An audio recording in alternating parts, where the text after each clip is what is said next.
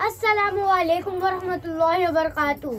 मेरा नाम कुरैशी इंशा मोहम्मद अयूब है। मैं आज एक नात शरीफ पेश करने जा रही हूँ जिसका नाम है ए हसनैन के नाना।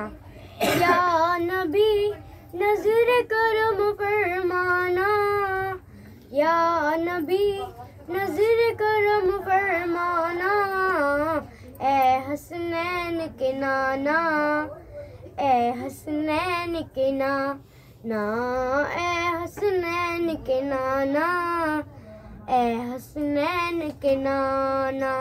ज़हरा पाक के सदके हमको तैबा पे बुलवाना, ए हसनैन के नाना, ए हसनैन के नाना, ए हसनैन के नाना, ए हसनैन के नाना।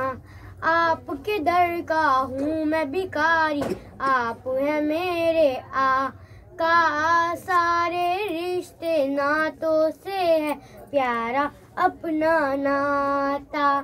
आप तो हैं आता है जिनको सबकी लाज निभाना, ए हसनैन के नाना, ए हसनैन के नाना। जज़ाकल्लाह।